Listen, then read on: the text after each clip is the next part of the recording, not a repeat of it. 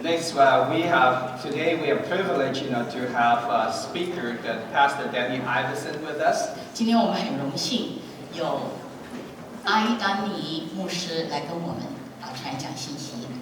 Danny came from a long line of God's ministers in their family. Danny 呢是近前的后代，他们家有很多代的传道人。And currently, his parents is actually working as missionaries in Japan. 现在呢，他父母仍然在日本做宣教士。And Danny grew up in Japan until his 20s. Danny 在日本长大，直到他20几岁。And Danny is married to Kimberly. 那 Danny 的漂亮太太是金伯利。And also they have 6 children. 他们有6个孩子。And currently, Danny is working on staff here in the Perimeter Church as a church plant intern. 那现在 Danny 牧师呢是这个美国教会的实习牧师。And next year, Danny and his whole family is planning to move down to Grove Park, which is near downtown Atlanta. 明年初 ，Danny 跟他的太太他们打算搬到城里头，到 Grove Park 建立一个教会，那是The Lord, called them to plant a new church there to serve the poor and the underprivileged. 神呼召他们到那里去服侍贫穷跟低收入的人。Today, Danny is going to, share his message with us. The topic is called a foreigner in a foreign land. 今天 Danny 跟我们分享的题目是身在异乡为异客。So now I just turn the time over to Danny. 现在我们把时间交给 Danny。Thank you all so much. It is such a privilege to be here, to see all these amazing faces, to see all these amazing cultures represented. I love the beautiful mosaic, the beautiful picture of all the different parts of the world that are right here. Before I get started, I wanted to introduce to you my wife and my youngest child. Come on up here, Kimberly. This is my wife, Kimberly. And this is our youngest son, Judah. So Judah is 12 weeks old. But I actually have 5 other children. And so my other kids, this is a picture of our whole family. So over on the left is Daniel Josiah. He is 8 years old. Oh no, just turned 9 years old 2 days ago. So he just turned 9 years old. And then Trinity is 7 years old. And then Katie Grace is 5 years old. And then Benjamin is 4 years old. And then Malachi is 2 years old. So, and then there's Judah. So it's a very big family. We call it joyful chaos. It's crazy. But it's so much fun. And there's lots of love in our family. And we're so thankful for our family. Today I want to share with you really a story. I want to share with you my story of being a foreigner in a foreign land. You have translations, I believe, in 3 different languages. We have our English too, so 4 different languages. There's a Chinese translation, a Korean translation, and a Spanish translation. So please feel free to read along. I'm going to try my best to stay with the text, and I have a slideshow with many pictures to help kind of understand, to help show pictures of the story. And I really hope that this will be a great time where we learn more about each other as we celebrate Thanksgiving, and really learn about God, the God who made us, the God who loves us, the God who wants to see us enter into the land of freedom. So let's go on a journey.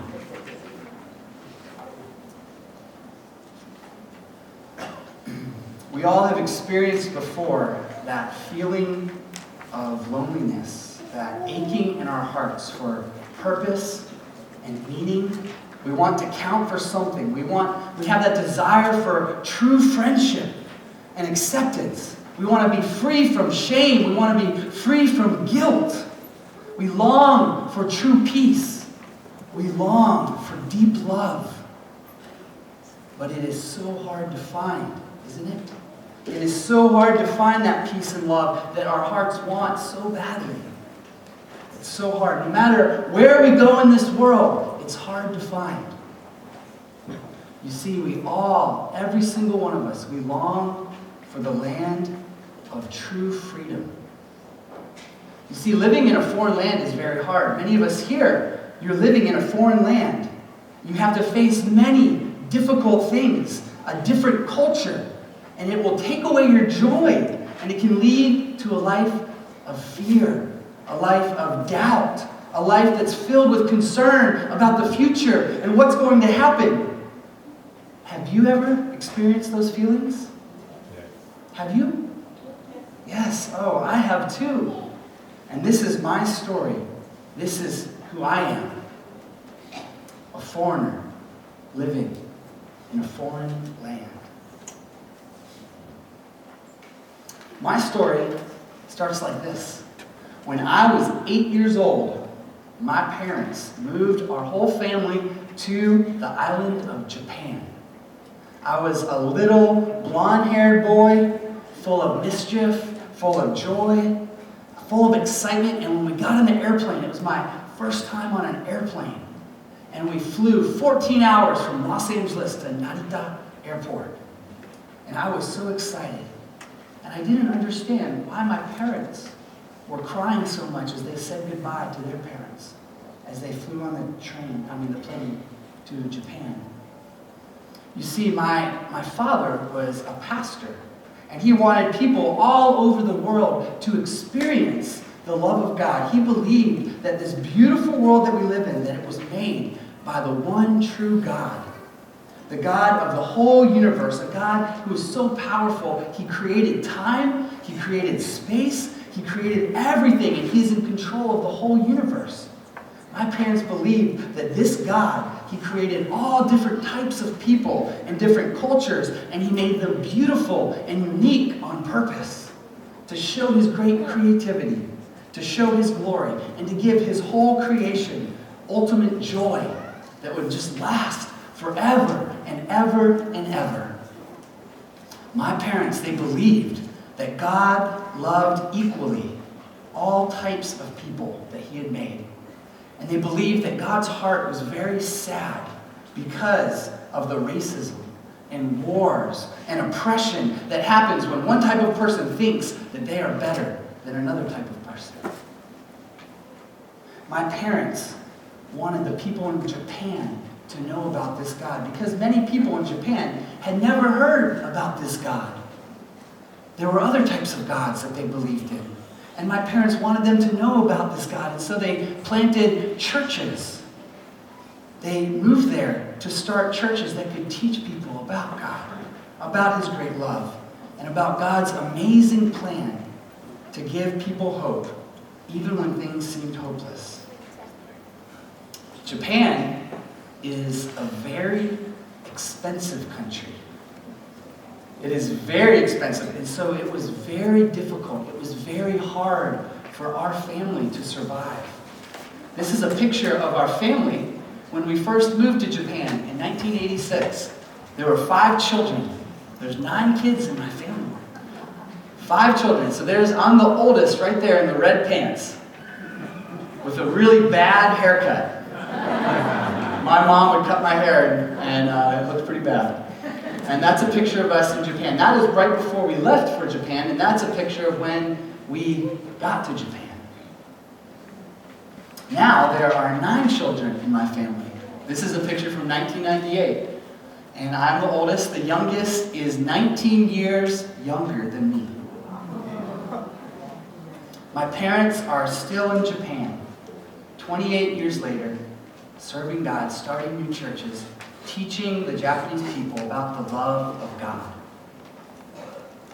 Moving to Japan was very, very hard for us since we didn't know the language. And the place that we moved didn't have any other Americans or even foreigners like us. It was very, very hard to make friends. And many people treated us so badly since we looked different and we could not speak the language. No one wanted to rent a house or an apartment to us because foreigners were not trusted, because we were different. I remember seeing my mother just crying and saying, God, please, please, God, help us to find a place to live. One day, my father met a Japanese man in the grocery store. The man had lived in America before and he knew a little bit of English, and he was so surprised to see a foreigner in his city.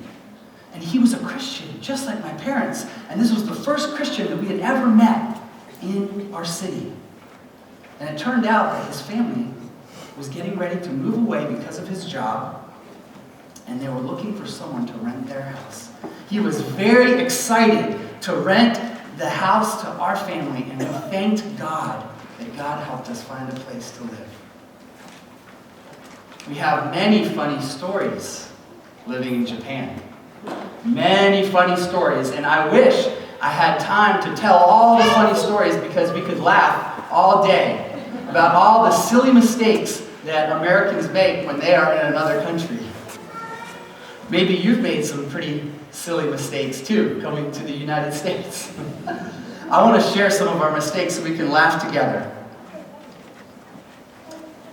One time, my father, this was when we had first moved to Japan, he only knew a little Japanese. And he wanted to invite our neighbor to come over to our home in order to have a meal. Well, our neighbor didn't speak English, and my father only spoke a little Japanese.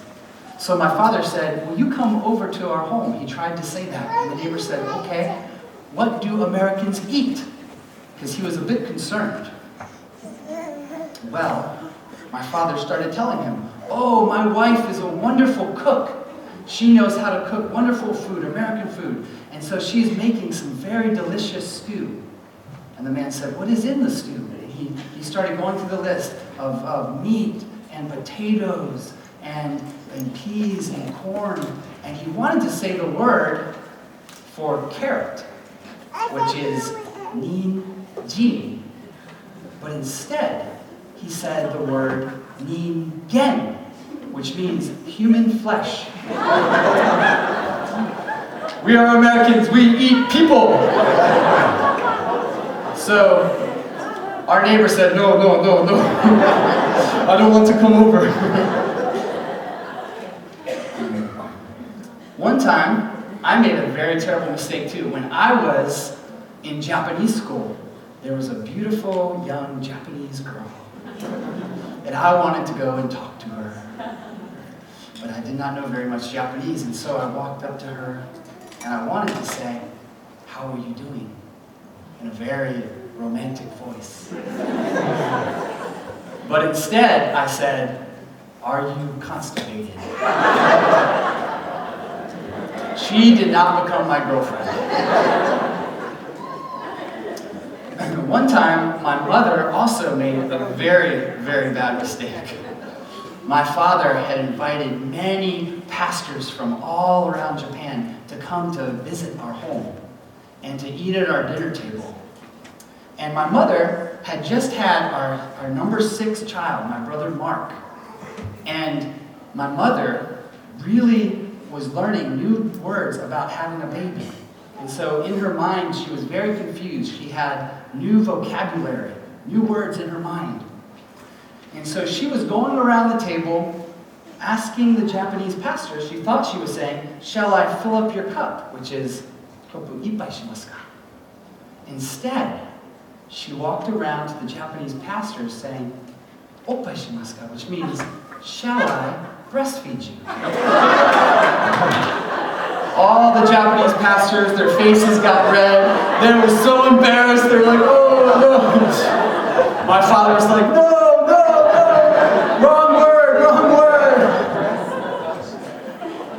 Oh, it was so fun to laugh about all the wonderful times in Japan. I have so many good memories about all the things that were happening there. But there are also many bad memories. because living as a foreigner in a foreign land is very, very hard. As a kid, I didn't have many friends. My father became my best friend because I couldn't make many Japanese friends. And so he would play basketball with me and spend time with me. And I loved spending time with him. He made me laugh. He brought me joy even when I was sad. And he took even the worst situations, even when it was very hard, he would make it fun. Hard times in Japan. Can you tell which picture where I am? Just look for the kid with the blonde hair. When I was in Japanese school, the kids would make fun of me and bully me because I looked different. I had blonde hair and white skin, and many kids, they thought that I looked funny. They thought that I looked very different, and so they would laugh at me. There were no other Americans in my school, except for my brother. And they would laugh and tell jokes about me, even when I was standing right next to them, because they knew I couldn't understand. It made me cry. It made me very angry inside. And I would run home some days from school crying to my parents and saying, I don't want to go back to Japanese school. I don't want to go back to Japanese school. But my parents, they would pray for me every day, and they would encourage me, and they would say, be strong, show God's love to your classmates, even though they're treating you badly. Forgive them, show them forgiveness. And they always told me about Jesus Christ, who would love and forgive even his enemies when they treated him badly. They told me about how when Jesus Christ was on the cross, dying, he would say, Father, forgive them. He would forgive the people that were killing him, that he had so much love for even his enemies.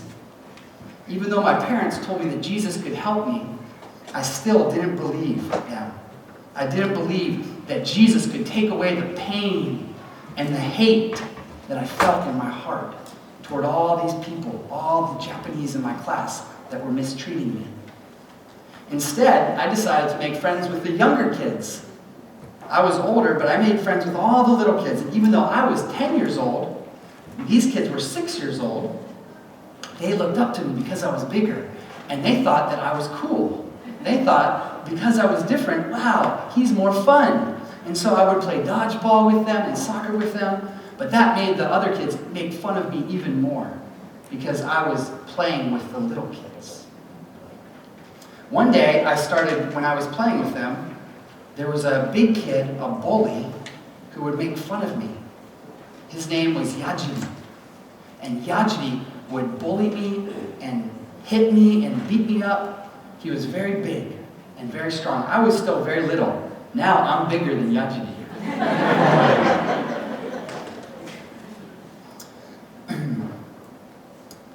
I saw him one day. It had just snowed. There was about this much snow on the ground. And Yajiri was taking the little kids, my friends, the 6-year-olds, and he was taking their face and pushing it into the snow. And I said, I have to stop Yajiri.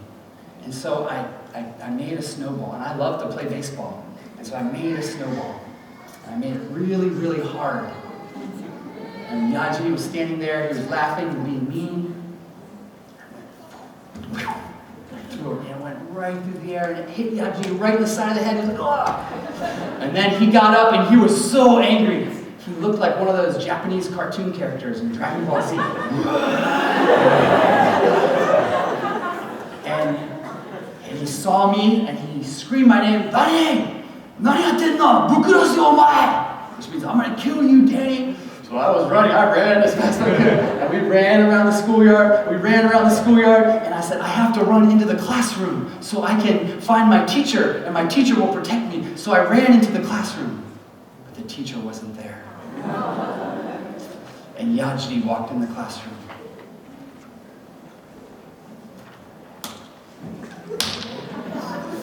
I stood there. And I started praying, God, please help me. Well, there was one other kid in the class that was bigger than Yajiri and stronger. His name was Yamada. And Yamada, he was very quiet. He was a very good student. He had glasses and studied very hard, and he never spoke much.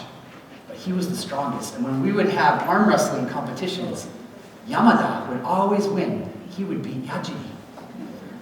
So as Yajiri was about to punch me, all of a sudden, I heard a voice. Yajiri, you stop! Yamanasai! And I looked, and there was Yamada. And he was standing there like this. And he said, if you fight Danny, you fight me. And Yaji looked over at Yamada, and he didn't know if he could beat Yamada and me. So Yaji threw over a desk and walked away. But that was my first Japanese friend. And Yamada became my best friend. And because I became friends with Yamada, I started making more Japanese friends. And pretty soon I was on a baseball team. Pretty soon I had all types of friends. I'm going to show you some pictures. There's some of my friends. That's me doing gymnastics in Japan. That's my baseball team. Can you find me?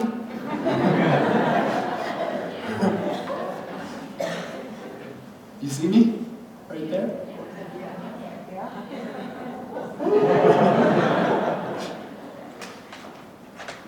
And that is me graduating from Japanese elementary school.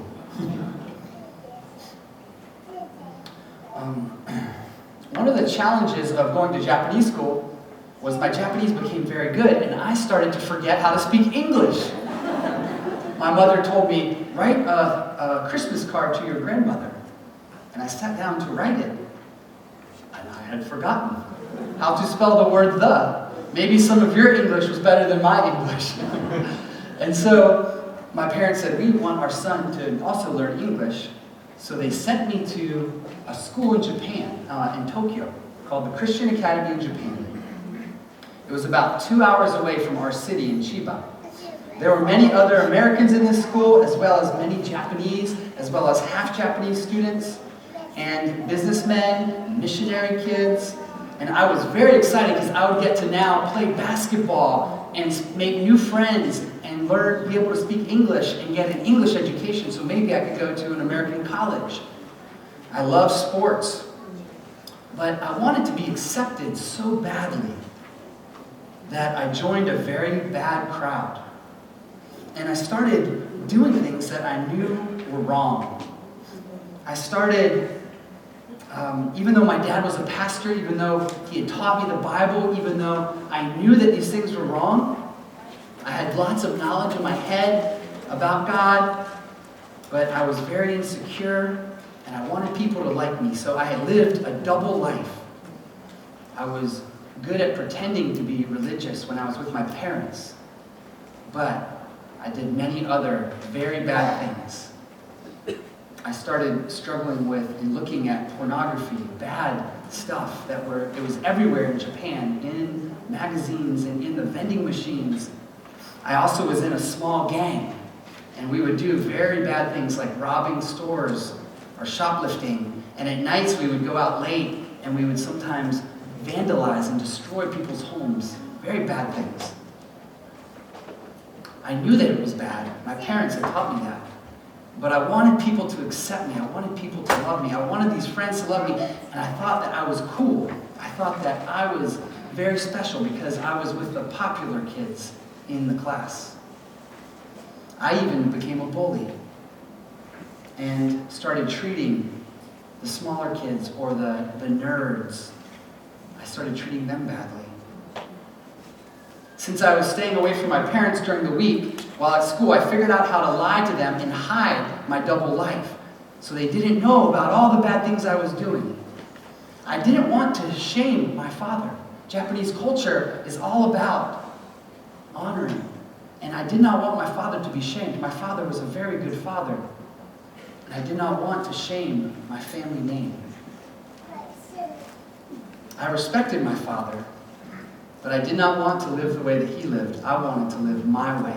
I wanted to do the things that I wanted to do. I thought that by doing those things, I would finally have the love and peace and hope that my heart wanted. When I would go home, I was good at pretending. I was good at putting on a mask.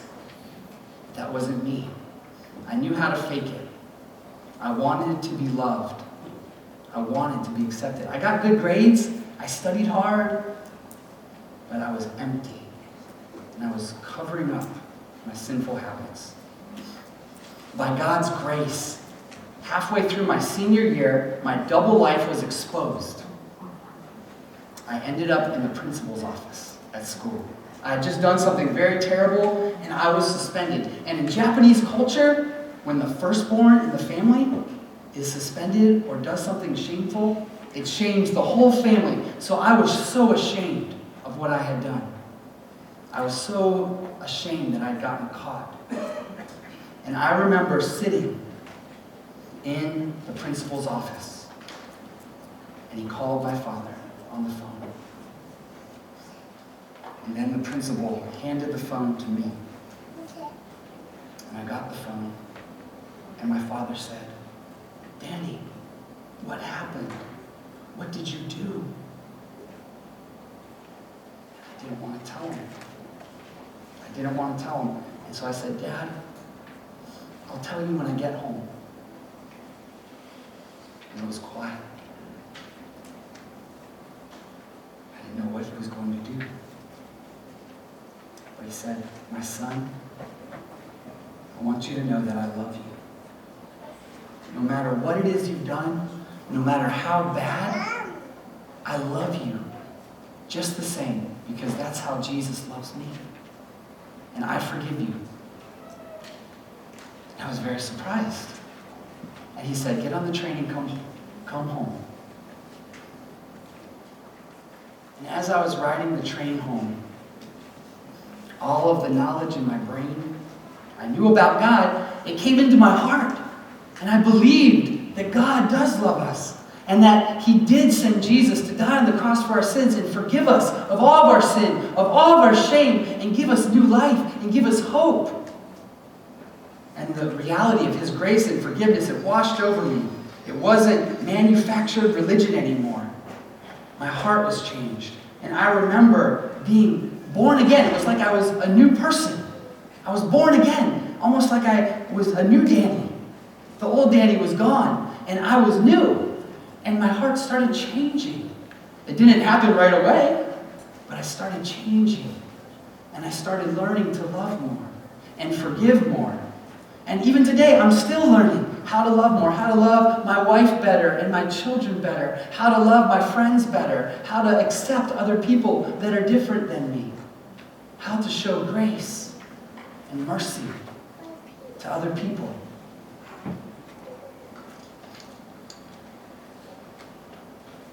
After Japanese school, I came back to the United States. And coming back to the United States, that's what I looked like. I had long hair. That's my college picture, my freshman year in college. And coming back to the United States was like coming to a new country, because I grew up in Japan, and even though I was white on the inside,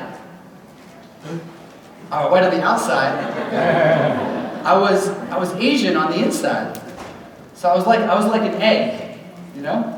White on the outside, yellow on the inside. It's a joke. You can laugh.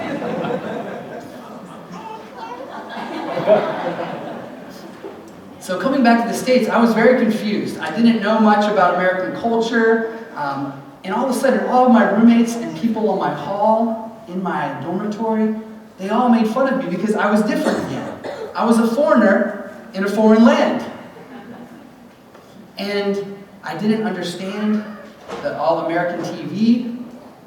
I didn't understand. I knew English, but the words that I would use were very old English. It wasn't the trendy English. So I was not really accepted by the people at first. They made fun of me for two reasons. They made fun of the way that I acted like an Asian, and there was lots of racism and racist jokes toward Japanese.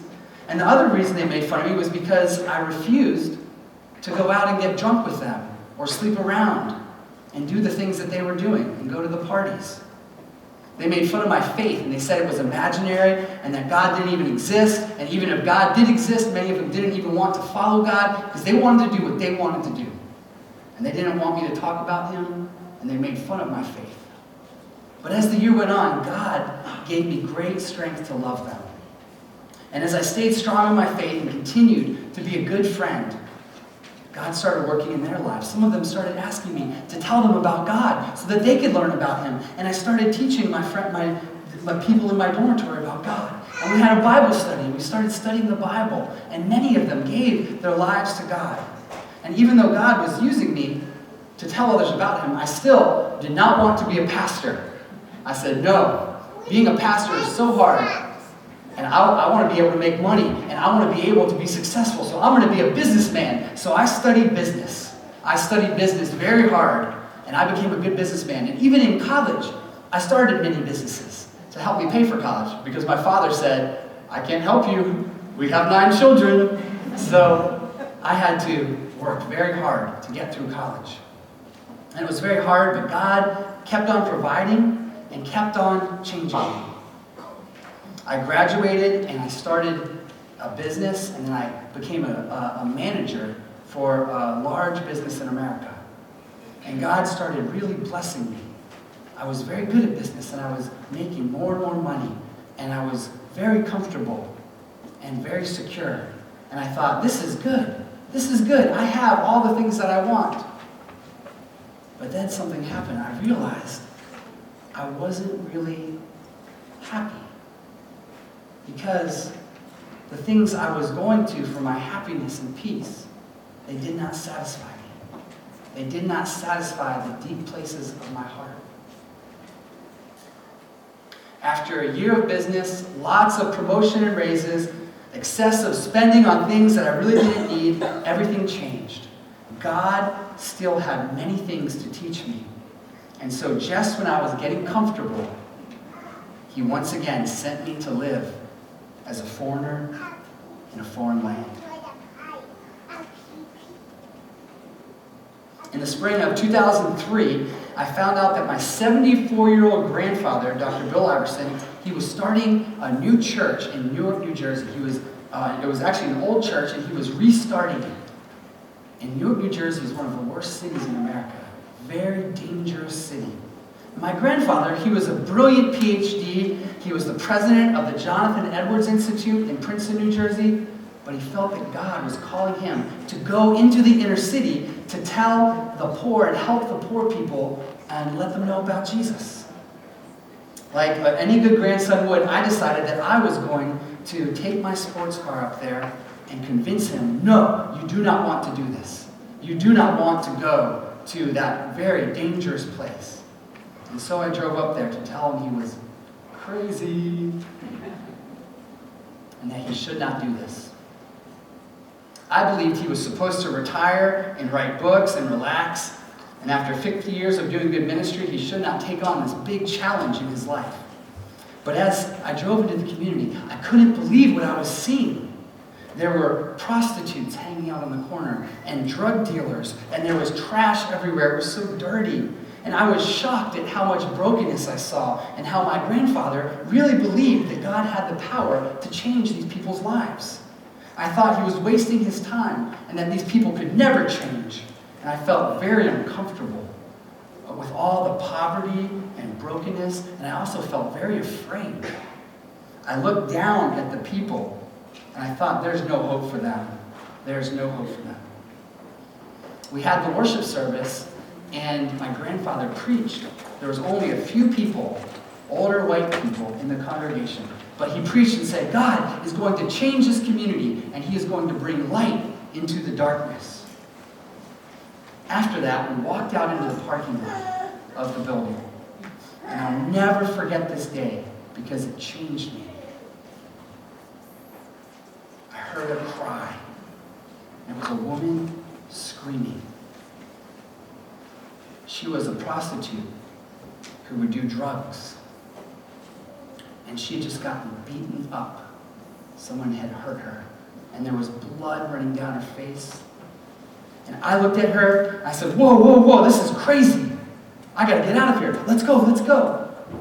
But my grandfather looked at her, and he loved her, and he had compassion on her. And he went to her, and he prayed for her.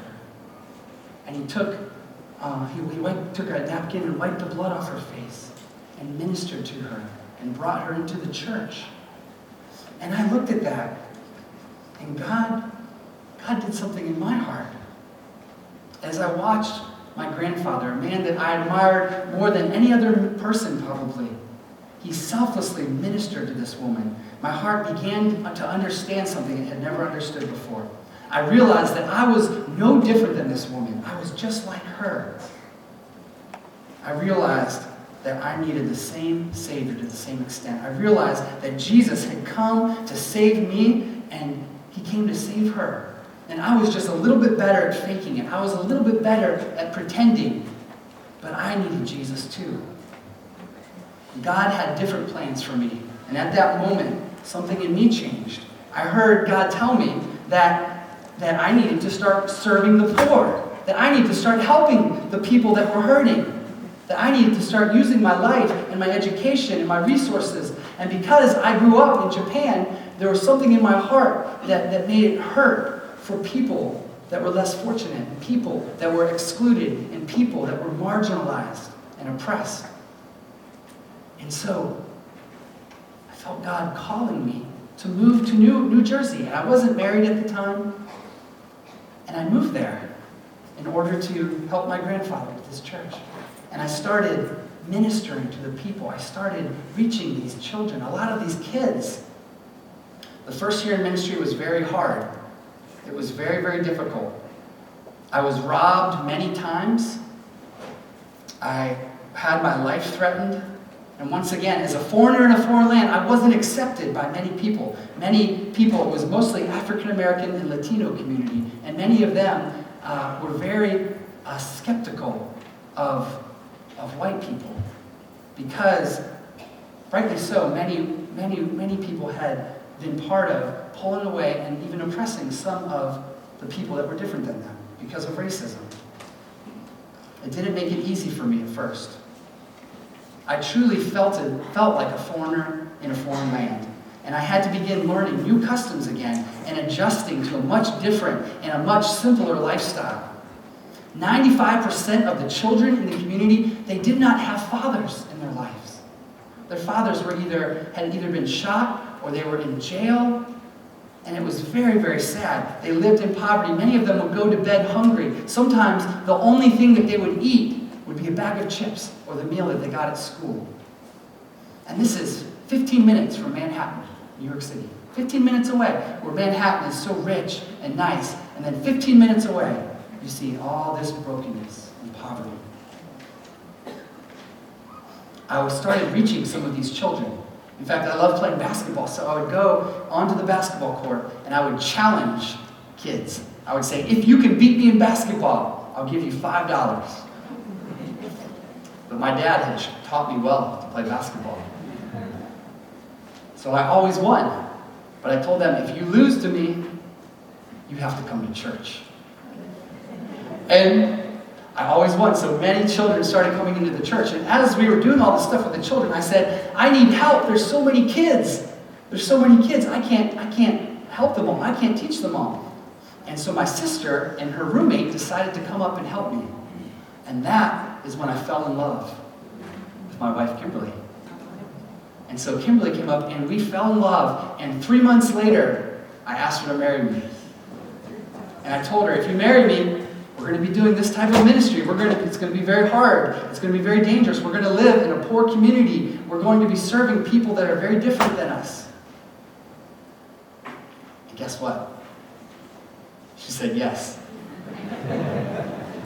And she married me in September, and we started doing ministry in New York, New Jersey. We were there for 7 years. Started raising our family there. And I'll tell you this, it was pretty hard. It was very hard. We would have our home broken into. We started bringing in teenagers off the street that were struggling. And they would live with us. And I became like their father. and I would teach them and help them finish high school. And it was very difficult. Sometimes we would get robbed. I got beat up. I was still working for a business to support my family, but there were so many children that were coming that I felt God telling me, Danny, you need to start a ministry for the kids. So I quit my job and we started a nonprofit organization to help educate the kids, to help teach them about Jesus, but also help them learn how to read, because many of the kids did not know how to read, help them learn proper social skills, help them understand what it means to grow up in this world, and just teach them many of the things that their parents were not teaching them. There are many, many stories of how God helped our family. Because when I quit my job, all of a sudden, my family became poor, just like the families around us. And we were struggling. At one point, we had myself, my wife, and our two children, Daniel, Josiah, and Trinity. They were 3 and 1. And then we had 3 teenage boys living with us. 3 teenage boys living with us. And these teenage boys, they ate a lot of food. And I remember one Saturday, we woke up and there was no food in our refrigerator. And I went on the internet and there was no money in our bank account. And Kimberly and I, we got down on our knees and we said, God, please help us. Please help us, God. A few hours later, there was a knock at our door. And the door opened, and there was this young man. I'd only met him once, but he told me this. He said, a lady in our church that we had never even met, she felt like God was telling her to go to the grocery store and buy groceries for us. And so this lady went to the grocery store, and she just bought more groceries that could even fit in our refrigerator. And she asked my friend Sean to put it in his pickup truck and bring it to us. And we watched as God provided for us. He provided all this food that we needed. And it was amazing. It was a miracle. And we knew that God was with us. Here's another story. One Thanksgiving, about this time, we were traveling down to Virginia to visit family members. And while we were in Virginia, on our way back, our car broke down. And we didn't have the money to fix it. It was going to cost $400 to fix it. And I had a credit card, and I don't like to use a credit card when I don't have the money to pay for the credit card. And so I went ahead and put it on the credit card because it was an emergency. And we prayed as a family and said, God, please provide the money so that we can get home, and so that we can pay off this debt. That day when we got home, that Saturday, I looked in the mail. And I thought maybe there was a letter with some money to help us. But there was nothing, just magazines. And so I put the magazines next to my couch. And then later, I think it was the next day, I opened up one of the magazines and an envelope fell out. And I was like, oh, I didn't see this. And so I opened the envelope and there was a letter from a lady living in Idaho that I had never met before. But her nephew had come and done an internship at our program. And her nephew had told her about what we were doing with all these children. And the lady in her letter said, this might sound very strange, but the day before Thanksgiving when I was praying, God put you in my mind. And I felt God telling me to write you a check. Guess how much the check was for? $400. God provided for us and met our needs.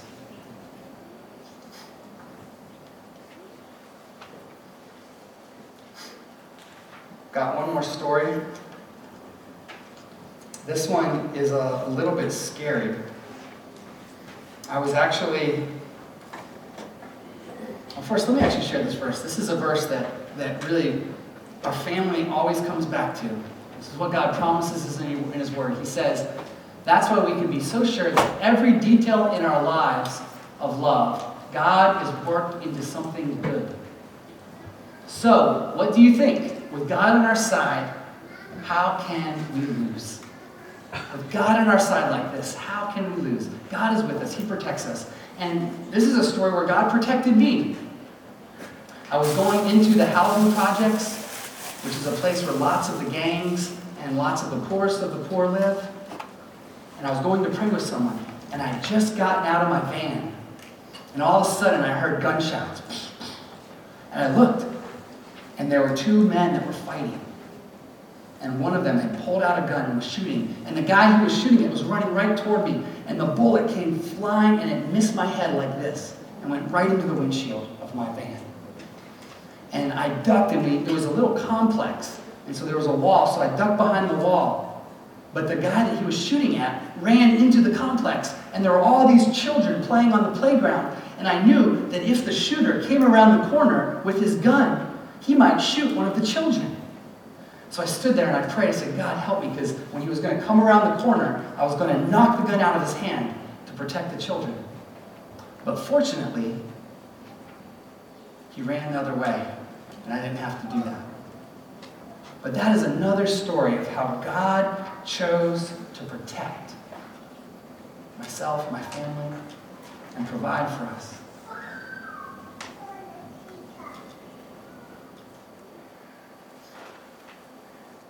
So what? So why am I telling you all of these stories?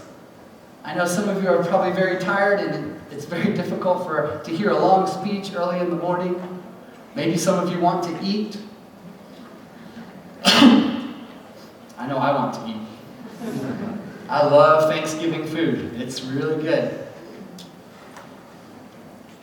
I want to talk about why this is important and why this is important for you. Because really, all of us are foreigners living in a foreign land. We're looking for the land of freedom. We're longing for that land of freedom, for the hope, the peace, the love, the comfort, all the things that our hearts desire. And I'm telling you this story so that you too can experience the love and the hope and the peace that I've found in Jesus Christ. And it's not just in this life, but in the life afterward. I believe. Listen to me, my friends. I believe that God wants to rescue some of you today from the fear that you face, the addictions that you face, the loneliness, the shame, or whatever else you might feel in your heart as you live life here in the United States as a foreigner in a foreign land. Some of you right now in this room, you're struggling with purpose. You're struggling to find meaning in your jobs. You're struggling to raise your children in this culture that's very different than the culture that you came from. Am I right?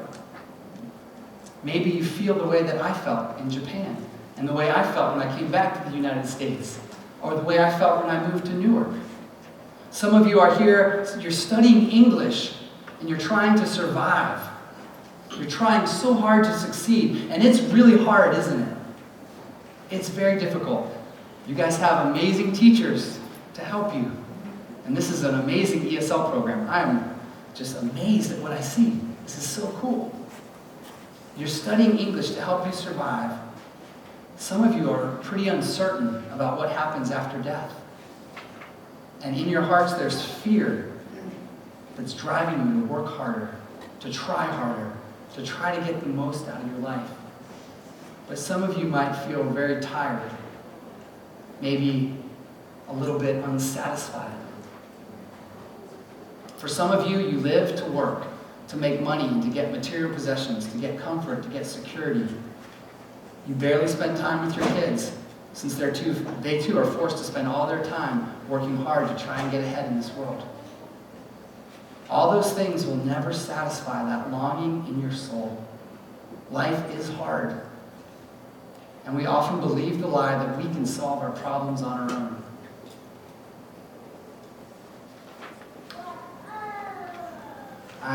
I really believe that every single one of us